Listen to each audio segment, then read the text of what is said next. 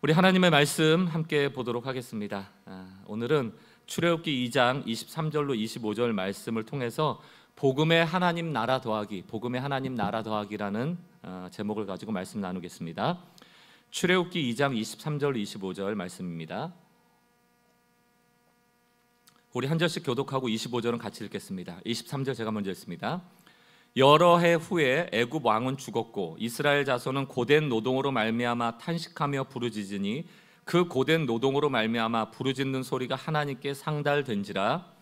하나님이 그들의 고통 소리를 들으시고 하나님이 아브라함과 이삭과 야곱에게 세운 그의 언약을 기억하사 함께 있습니다. 하나님이 이스라엘 자손을 돌보셨고 하나님이 그들을 기억하셨더라. 아멘. 지난 안식월 기간 동안에 참 많은 은혜가 있었지만 그 중에 저에게 기억에 남는 또 가장 큰 의미가 있는 순간을 꼽으라면 이 하나님 나라라는 주제에 더욱더 관심을 갖게 되었다는 점입니다. 우연히 참석했던 2박 3일의 세미나, 정말 그냥 공부만 하더라고요. 쉼 없이 달려갔던 그 세미나에 그 하나님 나라 복음이라는 주제로 열린 세미나였는데요. 참 그 내용을 듣고 제가 감사했던 시간이었습니다. 사실 저도 몇 년 전에 하나님 나라라는 제목을 가지고 10주 동안 시리즈 설교도 했고 또 복음을 굉장히 강조하기도 한 목회자이기도 합니다. 근데 뭔가 이게 잘 연결이 안 돼 있었구나, 서로 반쪽짜리로 있었구나라는 생각을 많이 갖게 됐어요. 그런데 이제 그 세미나를 참석하면서 주제가 이제 하나님 나라 복음이니까 제가 궁금해지는 거예요. 나도 복음을 굉장히 강조하고 십자가에서 주님이 우리에게 베푸신 은혜의 복음, 그거 굉장히 강조하고 교회도 건강하게 이렇게 세워져 가는 것을 경험하는데 도대체 이 강의에서 하나님 나라 복음은 뭔가, 무슨 차이인가, 이제 그런 차이에 관심이 많이 주어지더라고요. 앞으로 이제 그 내용에 대해서 제가 함께 여러분과 나누고 또 설교하려고 하는데 오늘 다 드릴 수가 없으니까, 다만 이제 저에게 가장 인상 깊게 나왔던 한 문장이 있습니다. 그 문장이 뭐냐면 이런 문장이에요. 그 강사분이 이렇게 얘기를 하더라고요.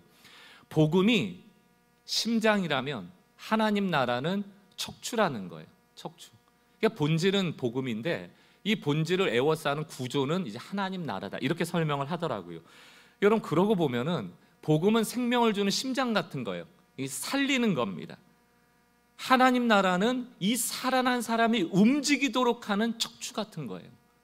이 둘 중에 하나가 밸런스가 깨져버린 문제가 생기죠. 예를 들어서 우리가 은혜의 복음은 가지고 있어요. 그래서 다 심장이 뜁니다. 근데 하나님 나라라는 척추가 무너져서 누워만 있다면 그 신앙을 이제 제 용어로 보면 침대 신앙이죠. 누워만 있는 거예요. 살아는 있지만 꼼짝도 안 한다. 반대로 은혜는 없는데 척추가 튼튼해서, 그러니까 심장이 죽었는데 막 일어나려고 해요. 그 좀비 아닙니까? 좀비 신앙. 침대 신앙, 좀비 신앙. 이 복음과 하나님의 나라가 따로 떨어져 버리면, 둘 중에 하나만 취사 선택하게 되면 하나는 침대 신앙이 되어버리고 하나는 좀비 신앙이 되어버리는 거예요. 심장도 뛰어야 하고 생명도 있어야 하고, 생명이 있다면 척추가 튼튼하여 걷고 뛰고 나아갈 수 있어야 한다는 것, 이 두 가지가 다 있어야 한다는 것을 깨닫게 됐어요. 내가 이 두 가지를 연결하지 못했구나. 그러면서 또 질문해 봤습니다. 그렇다면 왜 나도 하나님의 나라를 알았지만 이게 복음을 강조했을까? 아마 제 생각에는 이런 마음이 있었나 봐요. 담임 목회를 하고 교회를 개척하고 나서 주변에 이렇게 보니까 소위 오복음 성도, 오류가 있었단 말이에요. 복음에. 그러니까 복음을 잘 모르는 채로 성도라 칭하며 교회를 다니는 성도들이 너무 많은 거예요. 다시 말하면 복음이 없는 성도, 심장이 안 뛰는 성도들이 너무 많이 보여지더라는 것입니다. 너무 율법적이고 너무 기계적이고 너무 잘못된 교리를 따라서 복음 없는 신학을 하면서 그게 신앙인 줄 알고 심장이 뛰지 않는데도 그것도 모른 채 그렇게 신앙생활하는 성도들이 너무 많이 보여졌습니다. 이건 아니지 않나? 심장이 뛰어야 되는 것 아닌가? 생명이 있어야 되는 것 아닌가? 저는 그것만 고쳐진다면, 심장만 뛴다면, 생명만 생긴다면 회복되리라 믿었거든요.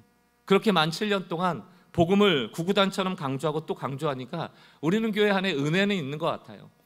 다들 성도들 얼굴이 보면 순하고요, 참 빛이 나고 웃고, 지난주에 3개월 만에 와서 보니까 저보다 다 얼굴이 좋아지신 것 같더라고요. 여러분들이 쉬신 겁니까? 좋았습니다.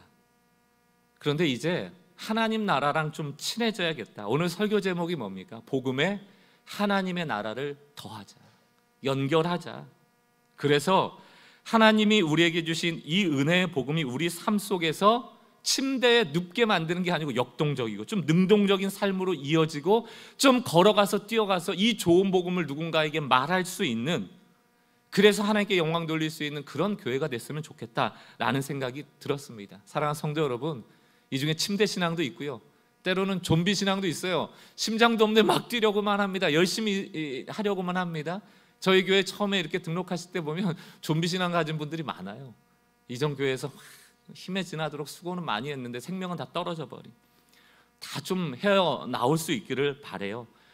저는 이제 복음과 하나님의 나라를 오늘 짧게 좀 요약 정리를 하려고 합니다. 특별히 이제 처음 교회 오시거나 이 복음을 처음 듣는 분들을 위해서 먼저 좀 요약을 해드리려고 해요. 복음이라는 것은 영어로 하면 굿뉴스, 좋은 소식, 우리에게 기쁜 소식이라는 의미입니다. 우리가 꼭 들어야 하는 소식이라고 말할 수도 있습니다. 여러분, 어떤 소식 들으면 기분 좋아요? 저는 대학교 합격했을 때 그 합격 소식 전전긍긍 막 기다리고 있는데, 그때는 다이얼로 전화해서 수험 번호 얘기하면 이렇게 합격입니다, 불합격입니다 이런 얘기해 줬거든요. 전화 걸었는데 합격입니다, 그게 막 너무 기쁜 소식, 그게 복음이었어요. 우리가 듣고 싶은 그런 소식이 있잖아요, 이야기, 그게 복음이거든요. 근데 여러분들 최근에, 아니면 뭐 최근이 아니라도 좋습니다, 한 주간 뭐 돌아보세요. 여러분의 기쁜 소식이 뭐였습니까? 좋은 소식이 있으셨어요? 아마도 내가 듣고 싶은 소식, 내가 원하는 소식을 많이 듣기보다는 좀 좌절되는 소식, 뭐가 안 됐다는 소식, 나를 손해보게 하는 소식, 나를 고통스럽게 하는 소식, 나를 모함하는 소식, 나를 힘들게 하는 소식이 아마 더 많았을 수도 있습니다. 저도 예전에 언젠가 벨소리가 무서웠을 때가 있어요. 무슨 전화벨만 띨릴릴이 울리면 심장이 턱 내려앉아요. 너무 무섭더라고요. 내가 무슨 비친 것도 아닌데 나를 힘들게 하는 사람과 소통하는 게 참 힘들었을 때가 있었습니다. 그거는 좋은 소식이 아니에요. 이 벨소리 받아봐야 좋은 소식, 기쁜 소식, 복음 같은 소식이 안 들려집니다. 아마 이 중에는 한 주간 살아가면서 그 전화벨 소리 하나도 힘든 그런 분들도 있을 거예요. 아마 저만의 경험은 아닐 것입니다. 근데 하나님은 기쁜 소식 주시는 분이다. 우리가 듣고 싶어하고 우리에게 꼭 필요한 소식을 들려주시는 분이다. 그 복음을 들려주시는 분이 바로 우리 하나님이시다. 저는 이 이야기에 대해서 조금 더 나누기를 원합니다. 많은 사람들은요, 다 신념을 가지고 살아요. 이게 하나의 체계입니다. 생각의 체계인데, 어떤 신념이 있기 때문에 어떤 선택해야 될 과정에서도 그걸 선택하는 거예요. 이걸 선택하고 어떤 사람 이걸 선택하잖아요. 신념이거든요. 하나의 체계입니다. 세계관이죠. 그거는 지식으로도 얻어지고 어려서부터 우리가 살아왔던 경험으로도 얻어지는데, 문제는 뭐냐면 그게 다 옳은 게 아니에요.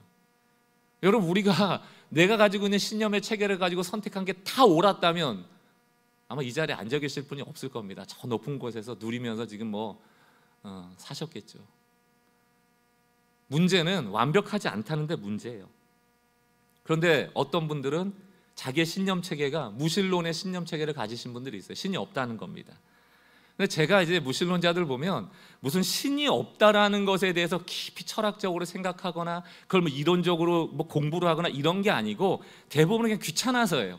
종교를 갖기 귀찮아서, 혹은 신이 눈앞에 보이지 않으니까, 과학적 세상에 무슨 신이 있어 이런 식 아니면, 신이 있다라 하는 종교를 가진 사람들의 삶의 행태를 보니까 너무 아니거든요. 그럼 저 사람 보니까 신은 없어, 이런 식으로 무신론자가 되는 경우가 굉장히 많습니다. 그러나 또 어떤 사람들은 신념으로 공부해서 철학으로 무신론자가 되는 경우도 있는데, 그 내용을 요약해보면 이런 거예요. 태초에 알 수 없는 어떤 물질이 있었대요. 근데 헤아릴 수 없는 시간이 지났대요. 그러던 와중에 그 어떤 물질이 우연히 융합이 돼서 창조가 되었다. 이 세계가, 이 우주가. 저는 이걸 믿는 것도 참 기적이라고 생각합니다. 이 세계가 얼마나 정교하고 세심하게 돌아가는데, 그게 어떤 물질, 이 물질은 또 어떻게 생겼는지 설명할 수도 없어요. 또 얼마나 많은 시간 속에서 이게 작용을 했는지 설명할 수도 없어요. 더 설명할 수 없는 건 우연이라고 하는 겁니다. 우연이라고 한다면 여기 계신 여러분하고 저하고도 아무 상관이 없어요. 노을 지는 하늘을 바라보면서 감탄할 필요도 없고요, 내 자녀도 무관한 겁니다. 의미가 없는 거예요. 우연이라는 것은 그런 겁니다. 의미 없이 존재한다는 뜻이거든요. 그래서 무신론자들은 항상 누가 중요해요? 내가 중요하거든요. 나만. 혹시 그런 분들이 있다면 한번 잘 생각해 보세요. 내가 믿는 게 정말 믿을 만한 것인지. 또 어떤 사람은 신이 있다는 것을 믿습니다. 왜 믿냐 하면, 인간이 살아가다 보면요, 본능적으로 나의 약함을 알아요. 아, 내가 살아가면서 모든 것을 내 힘으로 해결할 수 없구나. 인간의 유한함을 알게 되면서 신을 찾게 돼 있습니다. 이거는 지금 세상에 신이 등장한 게 아니고 태고 이래로 어떤 화석이나 그림을 통해서도요, 원시인들도 물질을 숭배하고 동물을 숭배하고 자연을 숭배했던 흔적들이 많이 남아 있잖아요. 왜? 본능 안에 우리 약함을 알거든요. 신적 존재를 찾습니다.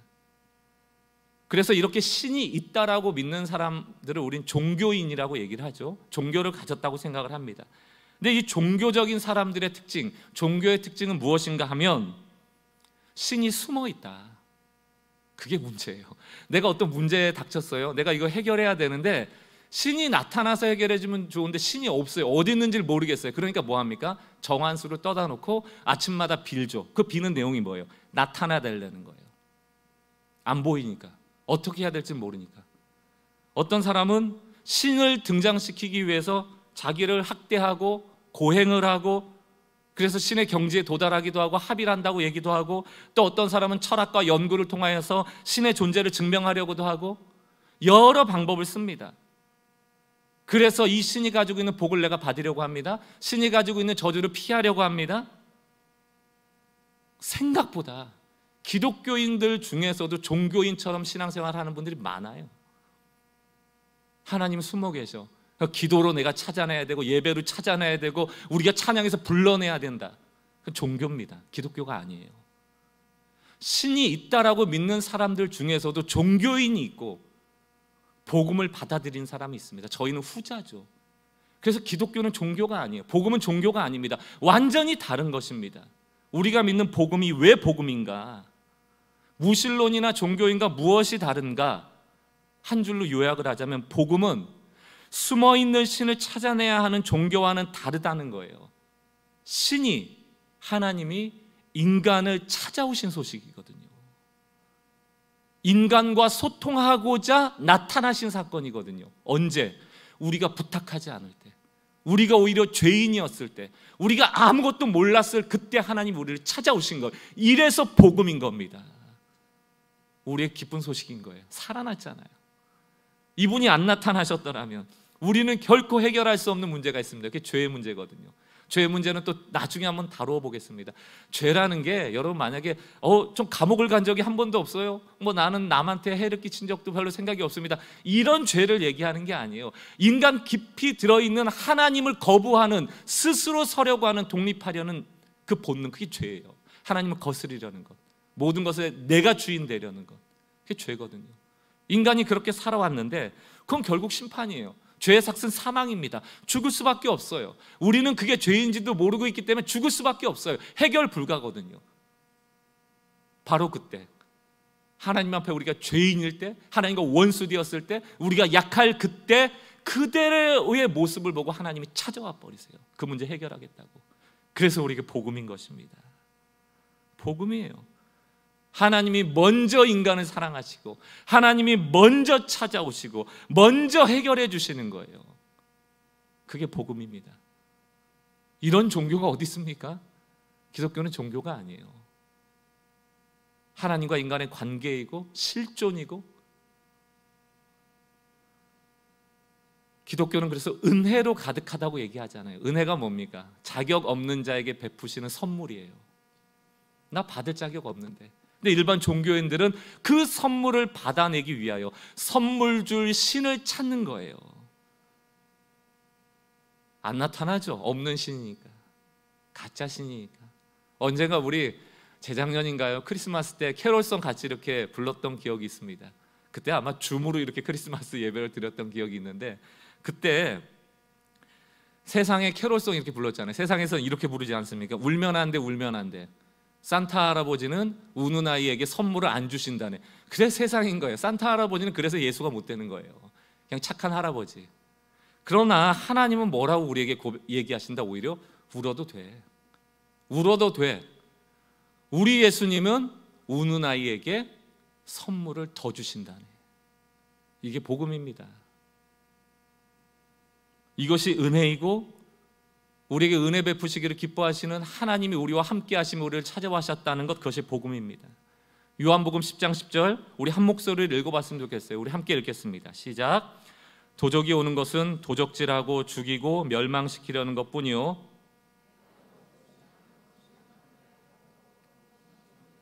내가 누굽니까? 예수님. 예수님이 이 땅에 온 것은 우리들에게 생명을 얻게 하고 더 풍성하게 하려 함이라. 이 복음을 믿고 생명을 얻을 뿐 아니라 이 땅에서 하나님이 주신 은혜로 말미암아 풍성한 삶을 살아내시는 그런 주의 백성 되시길 주의 이름으로 축원합니다. 이것이 짧게 말씀드린 복음의 내용입니다. 그렇다면 여기에 하나님 나라를 좀 더 해봤으면 좋겠어요. 예수님이 이 땅에 오셔서 하신 많은 말씀 중에는요 하나님 나라 이야기 굉장히 많습니다. 예수님이 처음으로 공생애를 시작할 때도 하나님 나라를 선포하고요, 십자가에 죽으시고 부활하신 다음에도 그 제자들에게 나타나셔서 부탁하시고 가르치셨던 것이 바로 하나님 나라예요. 다 나열하기는 어려우니까 오늘 누가복음 4장 43절을 보십시오. 예수께서 이르시되 내가 다른 동네들에서도 하나님 나라 복음을 전하여 하리니 나는 이 일을 위하여 보내심을 받았다. 그냥 복음이 아니고 하나님 나라 복음이래요. 은혜 받았던 사도 바울도 뭐라고 자기의 사역을 정리하냐면 사도행전 28장 31절 보니까 나는 하나님 나라를 전파하며 주 예수 그리스도에 관한 모든 것, 이게 복음입니다. 그것을 담대하게 또 거침없이 가르쳤다. 이렇게 얘기하고 있죠. 이 내용을 가장 잘 요약한 본문을 꼽으라면 마가복음 1장 15절입니다. 우리 함께 읽어보겠습니다. 시작. 때가 찼고 하나님 나라가 가까웠으니 회개하고 복음을 믿어라. 회개하고 복음을 믿어라. 여러분, 만약에 때가 찼고 네 가지입니다. 하나님 나라 가까웠으니 회개하고 복음을 믿어라. 이렇게 네 가지잖아요. 두 가지의 선포와 두 가지 우리가 해야 할 일로 나눠졌는데, 우리가 이 마가복음 1장 15절에서 하나님 나라가 가까웠다라는 걸 빼보자고요. 빼면 어떻게 말씀이 되냐면 때가 찼고 때가 찼으니 회개하고 복음을 믿어라, 이렇게 됩니다. 말이 되거든요. 때가 찼다는 건 뭡니까? 하나님이 정하신 때, 드디어 메시아를 보내서 이 나라를, 이 백성을 회복할 때가 됐으니 너희 회개하라. 회개라는 건 뭡니까? 하나님을 주인 삼지 않고 살았던 너의 삶의 방향을 하나님께로 바꾸면 복음의 소식이 들려질 거다. 복음의 소식이 뭡니까? 예수님이 찾아오셔서 십자가의 죽으심으로 우리를 살리신 사건이잖아요. 심장을 뛰게 한 사건이잖아요. 말이 되잖아요. 하나님의 때가 찼고 너희는 회개하고 이 복음을 받아들여라. 말이 되잖아요. 그런데 여러분, 이 세 가지만 있으면 어떤 신앙이 되는가? 심판의 때가 돼서 우리가 회개했더니 회개한 사람에게 복음이 들려졌어요. 그럼 우리는 죄로부터 자유하게 되고 이제 천국 백성이 됐잖아요. 죽으면 천국 가는 거예요. 거기까지가 이 세 가지에 담겨 있는 뜻입니다. 예수 믿고 천국 간다. 그래서 예수님은 이 완벽해 보이는 때가 찼으니까 회개하고 복음을 믿어라라는 이 구절 안에 굳이, 아니 꼭 어떤 단어를 넣습니까? 하나님 나라가 가까웠다라는 걸 넣는 거. 그럼 도대체 왜 넣고 이 의미가 뭐냐는 거죠. 이게 들어갔을 때 어떻게 의미가 바뀌어지냐는 거죠. 그림 하나 보여드릴게요. 이게 1차원적인 그림입니다. 그냥 제가 한번 그려본 건데요. 초록색 라인이 세상, 우리가 이 땅을 걸어가는 세상이라고 생각해 보세요. 첫 번째, 여러분 보시기에 왼쪽 점을 보면 그때가 예수님이 성육신하셔서 은혜의 복음이 들려진 순간이에요. 여러분들이 회심한 순간입니다. 여러분들이 예수 믿고 하나님의 백성 된 순간이에요. 여러분, 그렇게 예수 믿는 사람으로 이 세상을 살아가다가 쭉 살아가다가 어느 순간 예수님의 재림의 때, 혹은 여러분이 죽음의 때, 그때 하나님의 나라가 도래한다? 그때 천국 간다? 그게 마가복음 1장 15절에서 세 가지만을 얘기했을 때 그림이 이 그림이에요. 때가 차서 예수님이 이 땅에 오셔서 여러분들이 회개해서 복음을 믿어서 천국 백성 됐다. 그럼 이 땅 살아갈 동안은 굳이 이렇게 살 것 같으면 여러분 예수 믿자마자 죽는 게 제일 좋은 거죠. 그 초록색 남은 생을 걸어갈 때 아무 의미가 없다면 그냥 예수 믿고 죽은 게 가장 행복한 거예요. 그러나 예수님은 그렇게 말씀하시질 않아요. 두 번째 그림 한번 보여주십시오. 성경이 말하는 하나님의 나라는 입체적입니다. 그래서 여러분 잘 아시다시피 already, not yet, 이미 임했지만 아직 완성되지 않은 하나님의 나라를 머리에 두고 계셔야 돼요. 다시 말하면 우리가 세상을 걸어가는 동안 첫 번째 점, 다시 말하면 예수님의 성육신을 통하여서 인류가 구원받는, 여러분 한 사람 한 사람이 구원받는 그 순간 하나님의 나라가 임한 거예요. 따로 노는 게 아니고. 그러나 완성된 하나님의 나라는 여러분 오른편에 여전히 있죠. 그래서 여러분 예수를 믿고, 이미 예수를 믿고 이 세상을 초록색 걸어가는 동안도 빨간색 하나님의 나라 통치는 우리 가운데 있다는 것을 믿는 거예요. 그냥 예수 믿고 걸어가다가 죽은 다음에 천국 가는 게 아니고, 예수 믿은 다음에 걸어가는 동안에 하나님의 통치가 있다. 하나님의 나라는 임하여 있다. 하나님은 살아계셔서 지금 이 순간에 계시다라는 거예요. 그래서 성령을 주신 겁니다. 고작 성령이 맨날 우리가 은혜 오늘도 죄 짓고 내일도 죄 지을 거잖아요. 모레도 죄 지을 거고 주님 오시는 그날까지 죄 지을 건데, 그 죄 사하기 위하여 성령님이 이곳에 계시는 게 아니에요. 하나님의 통치가 우리의 죄 하나 사해 주시려고 있는 게 아닙니다. 게다가 여러분 과거나 현재나 미래의 죄까지 예수님 이미 사하셨어요. 거기에 집중해서 죄 짓고 죄 사하고 죄 짓고 죄 사하고 죄 짓고 죄 사하려고 그러려면 굳이 하나님의 나라가 지금 임할 필요가 없죠. 죽어서 죄 없이 천국 가면 되니까. 사랑하는 성도 여러분, 하나님의 나라는 마태복음 같은 데는 천국 복음 이렇게 돼 있다 보니까 천국 그냥 죽어서 가는 나라처럼 생각하기가 쉬운데, 하나님의 나라라는 것은 하나님의 통치를 말하는 거예요. 그건 단지 장소적 개념이 아니고 오늘 지금 이 순간에 이 교회에, 내 삶에, 내 직장에, 내 가정에 하나님이 직접적으로 통치하고 계시다, 다스리고 계시다. 그럼 우리의 반응은 뭐 해야 됩니까? 그분의 통치를 받겠냐는 거예요. 그분이 통치하시는 방식, 그분의 뜻과 그분의 계획과 그분의 완성하기 원하는 그 꿈에 우리가 동의하며, 비록 초록색 이 땅의 삶을 살아가지만 빨간색 하나님의 통치를 받으며 살아가겠냐는 거. 그래서 예수를 똑같이 믿지만 두 가지의 삶이 있는 겁니다. 이 땅의 방식대로 그 살아가다가 죽어서 천국 갈 사람과, 이 땅 가운데서 하나님의 통치를 받으며 이 땅의 삶을 풍성히 살아갈 사람, 다른 것이죠. 그래서 하나님의 나라는 현재 미래형이 다 성경 안에 적혀 있습니다. 예를 들어서 누가복음 11장 20절을 보세요. 그러나 만일 하나님의 손을 힘입어 귀신을 쫓아낸다면 하나님의 나라가 이미 너희에게 임하였다. 예수님이 사역하는 동안 귀신이 쫓겨나고 질병이 나아지고 복음이 선포됐잖아요. 그래서 하나님이 이미 임한 증표라는 얘기예요. 하나님의 나라가 현실적으로 왔다라는 얘기예요. 여러분 이걸 믿으십니까? 우리의 삶에 하나님의 통치가 진짜 있고 왕으로 우리를 다스리고 있다? 이것을 믿고 살아가는 삶과 그렇지 않은 사람이 다르다는 거예요. 복음은 알고 죄사함은 받고 있지만 심장은 살아서 뛰고 있지만 척추가 없어서 무너져 침대 신앙으로 있는 분들, 이게 전형적인 침대 신앙이죠. 하나님 나라가 없는. 그러나 미래적으로 가장 대표적인 게 뭡니까? 예수님이 주기도문 가르쳐 주실 때 뭐라고 얘기하세요? 하나님의 나라가 이 땅에 임하시길 원합니다. 미래형이거든요. 아직 완성되지 않은 거예요. 완성된 그 나라가 올 것을 소망하며 그 하나님의 나라의 모범을 우리가 따라가는 삶, 그게 이 땅의 삶인 거죠. 무관한 것이 아니고. 초대교회 때도 이것을 오해한 사람들이 많았고 지금도 많이 오해하죠. 하나님의 나라가 이미 이 땅 가운데 오셨음을 모른다면, 이 땅 가운데 없다라고 하면 우리는 어떤 생각을 갖냐면, 이 땅은 원래 추잡한 거야, 이 땅은 죄 많이 짓고 나쁜 놈들 창궐하고 뭐 그렇게 사는 거야, 이 땅엔 소망 없어. 그 얘기는 뭡니까? 이 땅에 하나님의 통치가 없다라는 얘기예요. 하나님의 통치가 있는데 왜 소망이 없습니까? 왜 변화가 안 됩니까?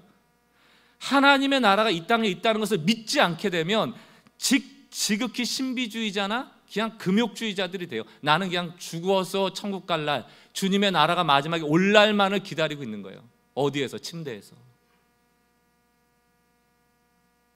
지금도 초대교회 때도 이렇게 하나님의 나라를 오해했던 사람들이 있습니다. 반대로 미래에 오실 완성될 하나님의 나라를 소망하지 않는다면 어떻게 될까요? 그냥 지금 내가 받을 은혜만 강조한다면 지극히 현실주의자가 되는 거예요. 이 땅에서 잘 먹고 잘 살기 바라는 거예요. 이 땅에서 복 누리기 원하는 거예요.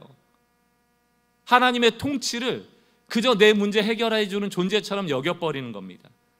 제자들도 예수님을 그렇게 쫓아다니고 그 하나님 나라 복음을 들었지만 마태복음 10장 20절 같은 본문에서 뭐라고 됩니까? 나를 더 높은 자리에 올려달라는 얘기를 하잖아요. 제자들이 좌의정 우의정 달라고 하는 것 아닙니까?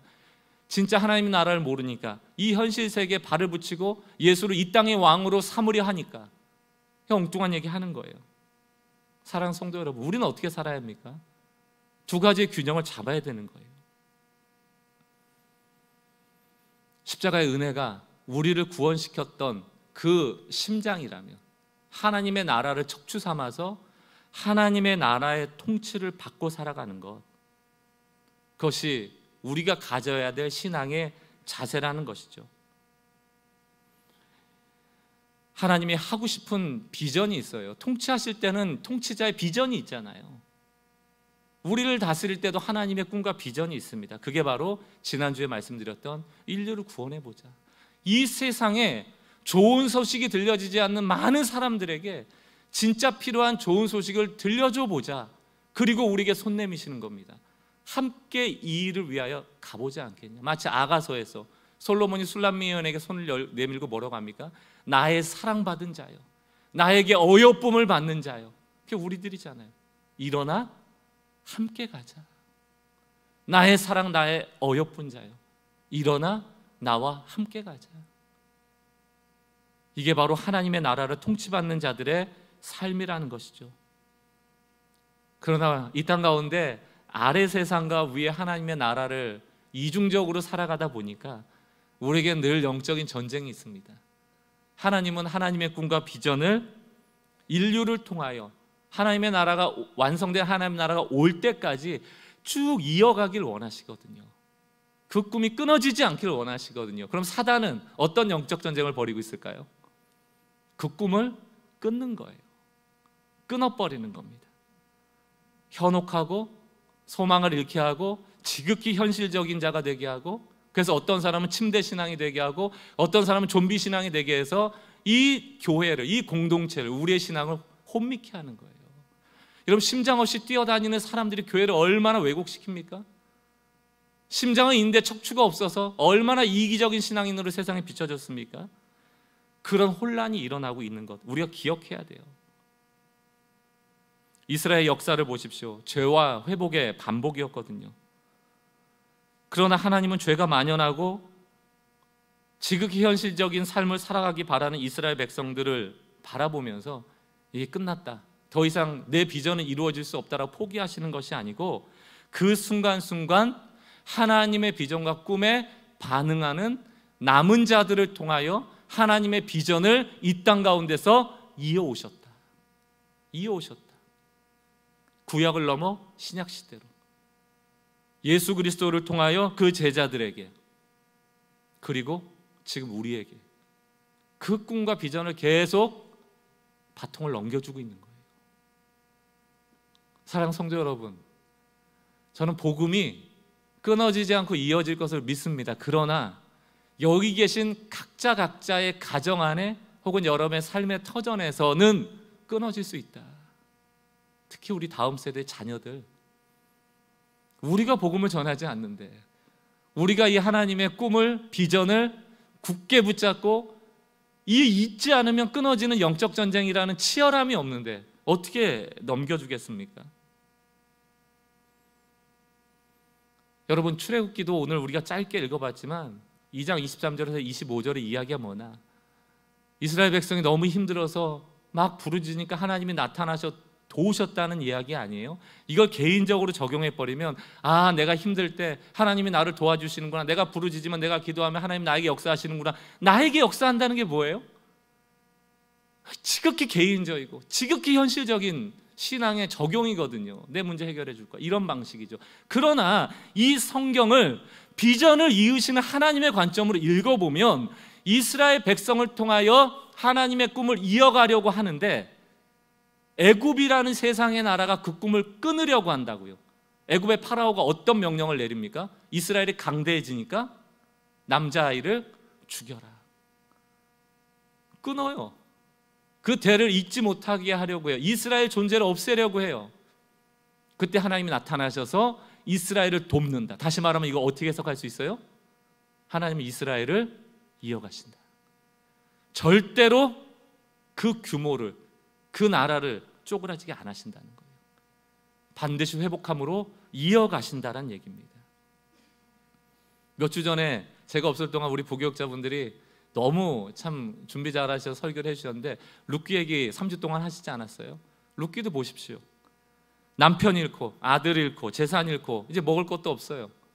나오미의 삶은 너무나도 비참합니다. 며느리 룻과 함께 베들레헴으로 돌아오죠. 대가 다 끊어져 버려요. 그 나오미의 가정은 더 이상 소망이 없습니다. 그러나 보아스를 통하여 계대 결혼이라는 시스템을 통하여 결국 하나님이 하신 일이 뭐예요? 나오미의 가문을 이어가시는 얘기예요. 절대로 끊으시지 않는다. 그리고 나오미를 통하여, 보아스를 통하여 다윗의 가문이 나오고 예수의 가문이 나오죠. 우린 여기까지 보지를 못해요. 그러나 성경을 통하여 하나님은 그 비전을 이루어 가심을 봐야 합니다. 이게 바로 하나님 나라의 복음의 관점으로 우리가 성경을 보고 기도를 하고 예배를 드리는 그런 하나님 나라 백성으로서의 모습이에요. 아무 꿈 없이 살아갔던 모세, 40세 동안 애굽의 왕자로 살다 40년 동안 사람 하나 죽여서 광야에서 의미 없이 살아갈 때 하나님은 그를 들어서 이스라엘의 지도자 삼음으로 하나님의 비전을 이어가시는 거예요. 가시떨기에서 반응했잖아요. 하지만 또 변명도 하고 나는 부족하다고 하지만 하나님이 끌어 쓰시는 거예요. 막대기 같은 인생을. 우리는 어떤가? 나는 못해요가 아니에요. 하나님의 비전 앞에 반응만 한다면,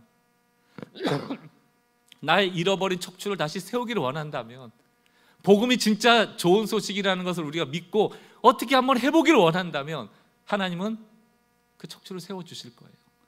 하나님의 나라가 지금 우리 가운데 실제적인 통치가 있다라고 믿는 것과 믿지 않는 삶은 아예 다르다. 믿는 것과 믿지 않는 신앙은 아예 다르다. 그렇다면 우리는 어떤 신앙을 선택해야 될까? 저는 하나님의 통치가 임한 곳마다 비참함과 저주받은 듯한 인생들이 도둑에게 도둑 맞은 것 같은 영적 전쟁이 치열하게 일어나는 곳에 상상할 수도 없는 풍요와 사랑과 위로로 가득 차게 될 것을 믿습니다. 왜? 하나님 그런 하나님이시니까. 에베소서 2장 7절 말씀 함께 읽고 말씀을 마치겠습니다. 우리 함께 읽어보겠습니다. 시작. 이는 그리스도 예수 안에서 우리에게 자비하심으로써 그 은혜의 지극히 풍성함을 오는 여러 세대에 나타내려 하심이라. 우리만 은혜 받고 끝나는 게 아니에요. 오는 여러 세대까지 이어지기 원한다. 나의 통치가. 그 통치는 예수 그리스도 안에서 우리에게 부여된 은혜의 풍성함이거든요. 그게 이어지기를 원한다. 어느 나라가 풍성합니까? 완성된 하나님의 나라의 풍성함을 그림 언어처럼 보여주는, 이 땅에서도 받을 수 있다는 거예요. 그럼 개인적인 복을 뛰어넘는 차원입니다. 우리 다음 세대에게, 우리 손자들에게, 다가오는 여러 세대에게 이 풍성함을 전할 책임이 우리 가운데 있다. 오늘 짧은 시간 이 큰 하나님의 나라를 이야기했지만 여러분 두 가지만 좀 적용하여 기억하고 기도하는 한 주간이 됐으면 좋겠어요. 첫 번째는 은혜의 복음을 하나님의 나라와 연결시키세요. 그래야만 움직이는 신앙인, 복음을 위하여 뛸 수 있는 신앙인이 됩니다. 튼튼한 척추와 튼튼한 심장을 가진 신앙이 될 수 있다는 것을 여러분 꼭 기억하시고 복음과 하나님의 나라를 더하셔야 돼요. 두 번째는 뭡니까? 우리의 신앙이라는 게 다가올 하나님의 풍성함을 바라보고 소망하며 이 땅 가운데 그 풍성함을 끌어올 수 있는, 그래서 다가오는 여러 세대까지 이 신앙을 이어줄 수 있는 책무가 있다. 그 책임감을 포기하시면 안 돼요. 그게 영적 전쟁이거든요. 사단은 늘 끊으려 하고 우리는 이어가야 한다. 이 책임이 있어요. 그게 교회의 책임이고 공동체의 책임이고 가정 안에서 먼저 믿은 부모들의 책임인 것이죠. 하나님 나라의 복음을 가지시기 바랍니다. 그리고 이 신앙을 이어갈 책임과 소명을 갖는 주의 백성들 되시기를 주의 이름으로 축원합니다. 아멘. 우리 오늘 앞에 새로운 찬양 함께 배워봤는데요, 주의 손이라는 찬양입니다. 저는 이 찬양도 가사를 두 가지로 부를 수 있다고 생각해요. 하나는 참 힘들고 이 땅 가운데 영적 전쟁이 있으니까 우리를 끊어놓으려는 사단의 계략들이 얼마나 많아요. 또 기쁜 소식보다는 힘든 소식이 얼마나 많습니까? 주님의 손이 여러분을 잡아주신대요. 매번 흔들리는 우리 삶 아닙니까? 주의 손이 고치시고 우리의 상한 마음을 만져주신대요. 개인적으로 적용하셔도 좋습니다. 그러나 더 바라기는 하나님 나라를 잃어버리고 살았던 우리의 삶을, 그 무력함을 주님 앞에 정직하게 내려놓고, 하나님, 저도 척추를 세워주세요. 저도 좀 일어나기를 원합니다. 주의 손으로 안진뱅이가 일어나듯 달리다 쿰 일어나라. 저를 좀 일으켜주세요. 하나님의 나라에 대한 소망을 잃어버린 이 상한 마음을, 상한 영혼을 주님 좀 일으켜주세요. 이렇게 하나님 나라 복음의 관점으로 좀 불러봤으면 좋겠어요. 어떤 것도 좋습니다. 개인의 삶이 너무 힘들다 보면 주님의 위로가 필요할 때가 있죠. 그러나 혹시 무기력한 사람이 있다면 하나님의 나라의 비전이 사라졌기 때문이에요. 그 하나님 나라를 꿈꾸면서 이 찬양을 또 불러봤으면 좋겠습니다. 몇 번 한번 반복하면서 불러보겠습니다. 하나님은 전능하십니다. 전능하신 우리 하나님, 아멘. 삶에 가득한 주님의 통치, 아멘. 보호하시고 지켜주시네. 복 주시고 인도하시네. 살아계신 우리 하나님, 살아계신 우리 하나님, 삶에 가득한 주님의 임재, 우리를 불러주시고 채워주시네. 들으시고 응답하시네. 주의 손이 붙드시네. 흔들리는 우리의 삶을 주의 손이 고치시네. 상한 우리의 마음을 주의 손이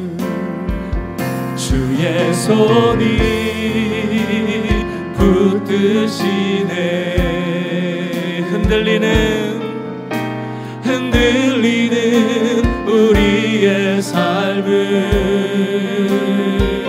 주의 손이 고치시네. 상한 우리의, 다시 한번 고백합시다. 주님의 손을 잡기로 원합니다. 주의 손이 붙드시네. 순간순간 흔들리는 우리의 삶을 주의 손이 고치시네. 상한 우리의 마음, 우리 처음부터 다시 한번 고백합시다. 전능하신 하나님, 전능하신 우리 하나님, 삶에 가득한 주님의 통치, 우리를 보호하시고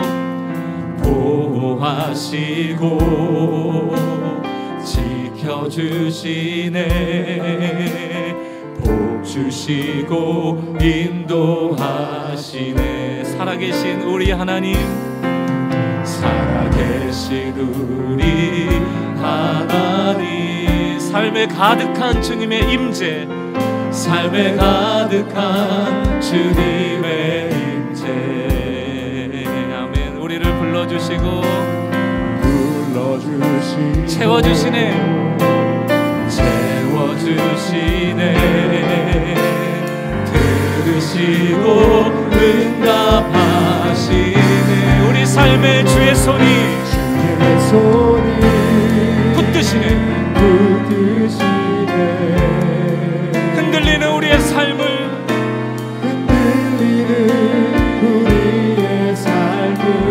주의 손이 고치시네. 주님, 움직일 수 없는 우리의 상황을 주님께 맡겨드립니다. 주의 손이 붙드시네. 흔들리는 우리의 삶을 주의 손이 고치시네. 상한 우리의, 우리 마지막으로 고백합시다. 주의 손이 붙잡아 주십니다.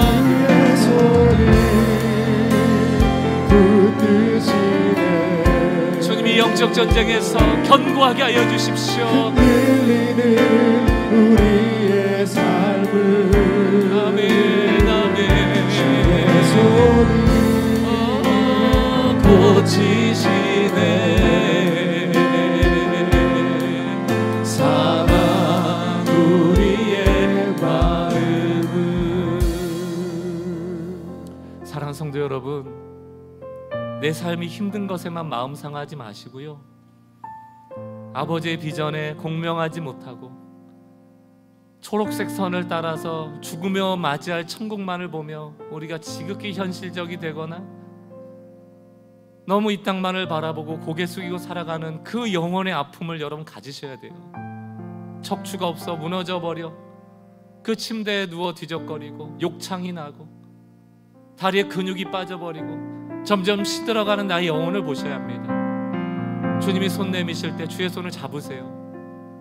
흔들리는 내 삶을 견고하게 잡아주실 주님, 상한 내 영혼을 다시금 일으켜주실 주님, 그 주님을 향하여, 주님 다시 한번 주님의 꿈을 향하여 주님의 통치를 받으며 주인 삼는 인생 되고 싶습니다.